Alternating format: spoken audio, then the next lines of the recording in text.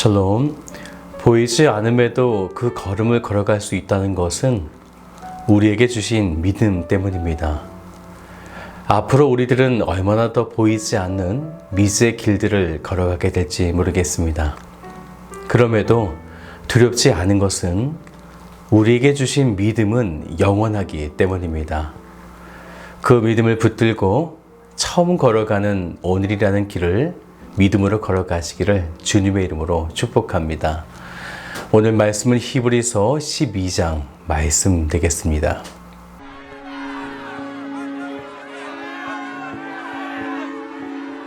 이러므로 우리에게 구름같이 둘러싼 허다한 증인들이 있으니 모든 무거운 것과 얽매이기 쉬운 죄를 벗어버리고 인내로써 우리 앞에 당한 경주를 하며 믿음의 주요 또 온전하게 하시는 이인 예수를 바라보자. 그는 그 앞에 있는 기쁨을 위하여 십자가를 참으사 부끄러움을 개의치 아니하시더니 하나님 보좌 우편에 앉으셨느니라. 너희가 피곤하여 낙심하지 않기 위하여 죄인들이 이같이 자기에게 거역한 일을 참으신 일을 생각하라. 너희가 죄와 싸우되 아직 피 흘리기까지는 대항하지 아니하고 또 아들들에게 권하는 것 같이 너희에게 권면하신 말씀도 잊었도다. 일러스되 내 아들아, 주의 징계하심을 경히 여기지 말며 그에게 꾸지람을 받을 때에 낙심하지 말라. 주께서 그 사랑하시는 자를 징계하시고 그가 받아들이시는 아들마다 채찍질하심이라 하였으니 너희가 참음은 징계를 받기 위함이라. 하나님이 아들과 같이 너희를 대우하시나니 어찌 아버지가 징계하지 않는 아들이 있으리요. 징계는 다 받는 것이거늘 너희에게 없으면 사생자여 친아들이 아니니라. 또 우리 육신의 아버지가 우리를 징계하여도 공경하였거든 하물며 모든 영의 아버지께 더욱 복종하며 살려 하지 않겠느냐. 그들은 잠시 자기의 뜻대로 우리를 징계하였거니와 오직 하나님은 우리의 유익을 위하여 그의 거룩하심에 참여하게 하시느니라. 무릇 징계가 당시에는 즐거워 보이지 않고 슬퍼 보이나 후에 그로 말미암아 연단받은 자들은 의와 평강의 열매를 맺느니라. 그러므로 피곤한 손과 연약한 무릎을 일으켜 세우고 너희 발을 위하여 곧은 길을 만들어 저는 다리로 하여금 어그러지지 않고 고침을 받게 하라. 모든 사람과 더불어 화평함과 거룩함을 따르라. 이것이 없이는 아무도 주를 보지 못하리라. 너희는 하나님의 은혜에 이르지 못하는 자가 없도록 하고 또 쓴뿌리가 나서 괴롭게 하여 많은 사람이 이로 말미암아 더럽게 되지 않게 하며 음행하는 자와 혹 한 그릇 음식을 위하여 장자의 명분을 판 에서와 같이 망령된 자가 없도록 살피라. 너희가 아는 바와 같이 그가 그 후에 축복을 이어받으려고 눈물을 흘리며 구하되 버림바가 되어 회개할 기회를 얻지 못하였느니라. 너희는 만질 수 있고 불이 붙는 산과 침침함과 흑암과 폭풍과 나팔 소리와 말하는 소리가 있는 곳에 이른 것이 아니라 그 소리를 듣는 자들은 더 말씀하지 아니하시기를 구하였으니 이는 짐승이라도 그 산에 들어가면 돌로 침을 당하리라 하신 명령을 그들이 견디지 못함이라. 그 보이는 바가 이렇듯 무섭기로 모세도 이르되 내가 심히 두렵고 떨린다 하였느니라. 그러나 너희가 이룬 곳은 시온산과 살아계신 하나님의 도성인 하늘의 예루살렘과 천만 천사와 하늘에 기록된 장자들의 모임과 교회와 만민의 심판자이신 하나님과 및 온전하게 된 의인의 영들과 새 언약의 중보자이신 예수와 및 아벨의 피보다 더 나은 것을 말하는 뿌린 피니라. 너희는 삼가 말씀하신 일을 거역하지 말라. 땅에서 경고하신 일을 거역한 그들이 피하지 못하였거든 하물며 하늘로부터 경고하신 일을 배반하는 우리일까 보냐.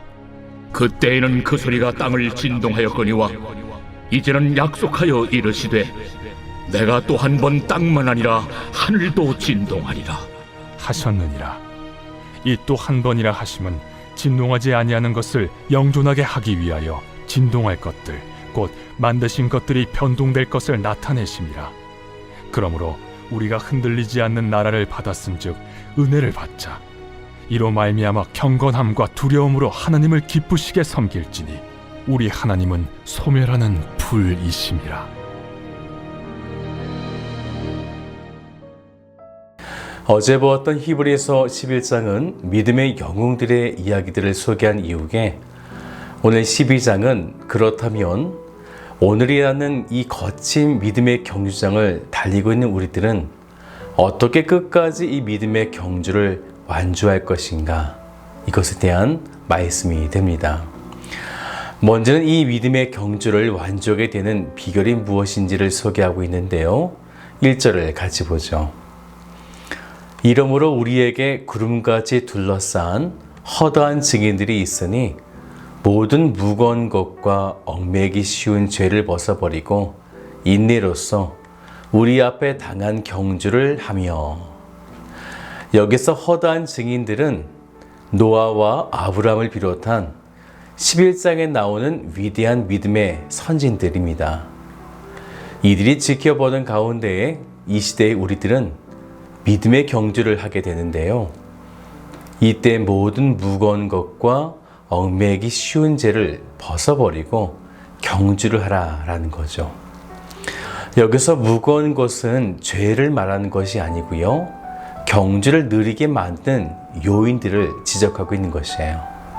무엇이 있을까요? 믿음의 경주를 힘있게 달려가지 못하게 만드는 것. 과도한 걱정, 그리고 염려일 수가 있겠죠.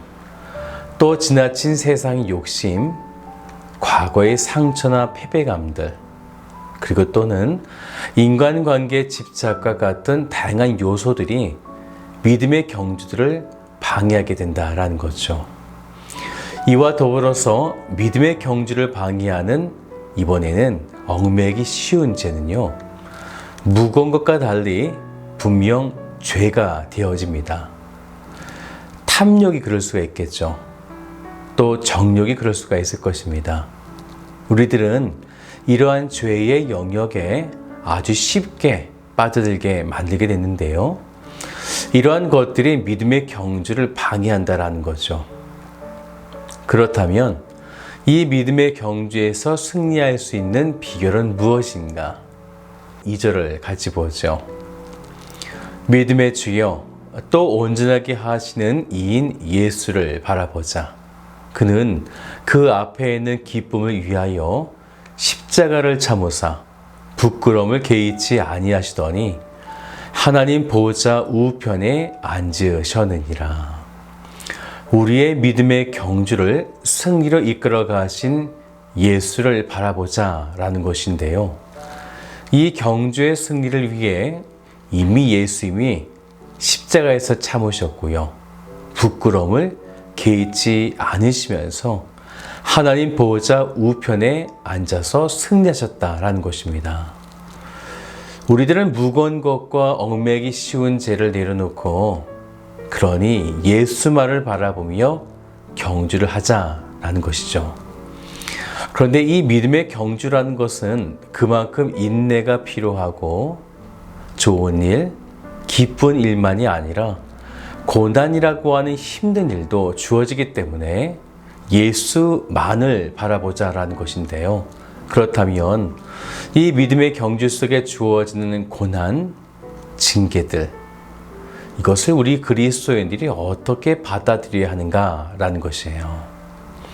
자범죄를 지을 때마다 하나씩 벌을 받고 징계를 받는 것인가? 아니면 5번씩 죄를 지으면 그것을 몰아서 한 번 받을 것인가? 우리는 작은 징계 앞에서도 어쩌면 벌벌 떨지도 모르겠습니다. 그런데 4절의 말씀을 보면 이렇게 우리에게 말씀하죠. 너희가 죄와 싸우되 아직 피 흘리기까지는 대항하지 아니하고. 당시에 그리스도인들이 핍박을 분명 받고 있었지만 순교까지 할 그런 상황은 아니었다라는 것입니다. 그런데 벌써 지쳤는가라는 거죠. 하나님의 말씀을 분명히 기억했더라면 구원받은 하나님의 백성들이 어떤 자들인지, 그리고 그들이 당하는 환난이 어떠한 것인지 알았을 것인데, 5절을 보세요. 또 아들들에게 권하는 것 같이 너희에게 권면하신 말씀도 잊었도다. 그래서 다시 너희들이 누구인지 그 정체성을 밝히게 됩니다. 히브리서 기자는 잠언서 3장 11절부터 12절까지 말씀을 인용하게 되는데요. 오늘 말씀은 우리 5절부터 6절까지를 이어서 같이 보죠. 일렀을 내 아들아 주의 징계하심을 경히 여기지 말며 그에게 꾸지람을 받을 때에 낙심하지 말라. 주께서 그 사랑하신 자를 징계하시고 그가 받아들이시는 아들마다 채찍질 하심이라 하였으니. 왜 징계를 하시는가? 그리고 왜 채찍질을 하시는가? 그리고 왜 우리는 때때로 그러한 징계를 받으며 이 인생길을 걸어가야 하는가? 그것은 우리들이 아들이기 때문이다 라는 것입니다. 아들을 징계하지 않는 아버지는 없다는 거죠. 만약 징계를 받지 않는다면 우리는 어떠한 존재인가? 8절을 보세요. 징계는 다 받는 것이거늘 너희에게 없으면 사생자요 친아들이 아니니라. 그래서 아들에게 주는 징계는 하나님을 저주하는 자들과 겉으로 보기에는 똑같이 환난 당하는 것과 채찍질을 당하는 것처럼 보일지 모르겠지만 영어 성경을 보니까요, 이 징계를 discipline이라고 해서요, 훈련, 훈육이라고 하는 단어를 사용합니다. 악한 자가 당하는 이 징계, 징벌과는 완전히 다르다라는 거죠. 그러면서 육적인 아버지도 하나님 아버지가 행하시는 징계가 다르다는 것을 말씀하시게 되는데요. 10절을 보세요. 그들은 잠시 자기의 뜻대로 우리를 징계하였거니와 오직 하나님은 우리의 유익을 위하여 그의 거룩하심에 참여하게 하시느니라. 아멘. 육적인 아버지는 자신의 판단대로 징계를 하신다라는 거죠. 그러면 그 징계는 주관적이고 불완전한 징계가 될 수 있습니다. 하지만 하나님 아버지의 징계에는 분명한 목적이 있다는 것인데 그것은 그분의 거룩하심에 참여하게 만들기 위해서 징계하신다는 것입니다. 그렇기 때문에 징계를 당하는 것이 즐거워 보이지 않고 슬퍼 보일 수 있겠으나 11절 중간의 말씀을 보세요. 후에 그로 말미암아 연단받은 자들은 의와 평강의 열매를 맺느니라. 이것은 모든 자에게 해당되는 것이 아니라 즉 사생자가 아닌 친아들에게 주시는 은혜다라는 것입니다. 그러니 지금 현재 상황은 12절의 말씀처럼 피곤한 손과 연약한 무릎일지 모르지만 일으켜 세우라는 거죠. 그러면서 우리 13절을 같이 읽어볼까요? 너희 발을 위하여 곧은 길을 만들어 저는 다리로 하여금 어그러지지 않고 고침을 받게 하라. 이 믿음의 경주는 나만 그렇게 달려가는 것이 아니라요. 믿음의 공동체, 그 가운데에 다리를 저는 자들, 이렇게 연약한 자들도 있다라는 거예요. 곧 믿음이 흔들리는 성도를 말하고 있는데요. 이들에게 단순한 치료, 어떤 도움이 아니라 그 사람을 위해서 믿음의 길을 만들어주라라는 것입니다. 그 믿음의 길, 이제 14절부터 마지막 29절까지는 진정한 믿음의 길을 우리에게 가르쳐주고 있습니다. 이 말씀에는 구약의 시내산과 예수 그리스도의 피가 있는 시온산을 대조하면서 이 시온산, 곧 하나님의 나라가 어떤 나라인지 당시 그리스도인들에게 이제 선언하게 되는데요. 먼저는 구약의 시내산입니다. 18절을 같이 보죠.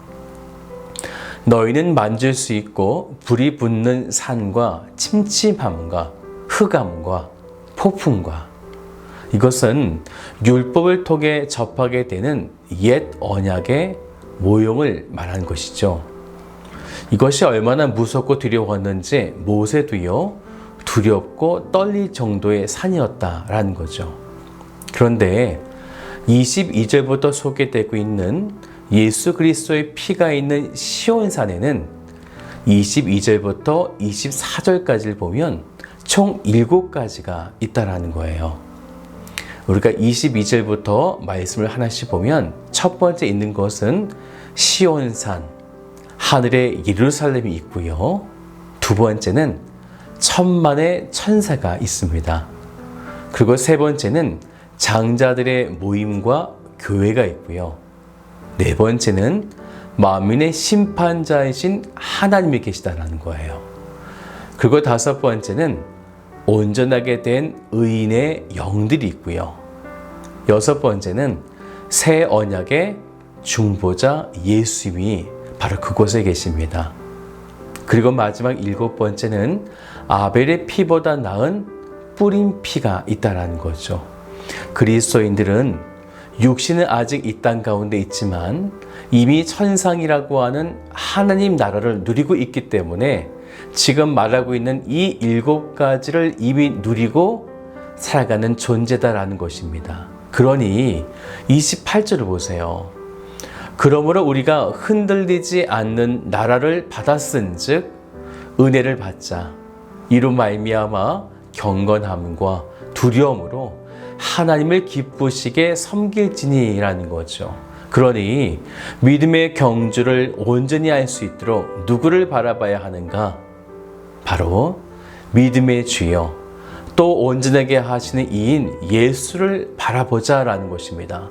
만약 이 새 언약을 버리고 옛 언약으로 돌아간다면, 즉 예수 그리스도를 포기한다면, 그래서 더 이상 믿음의 경주를 하지 않는다면 어떻게 되는가? 마지막 29절을 보세요. 우리 하나님은 소멸하는 불이심이라 라는 것입니다. 그러니 이미 은혜를 받은 그리스도인들은 믿음의 경주를 하자라는 거죠. 이미 우리에게 그 7가지를 통해서 주어진 하나님의 나라가 우리 가운데 있으니 믿음으로 이 경주를 하자는 것입니다.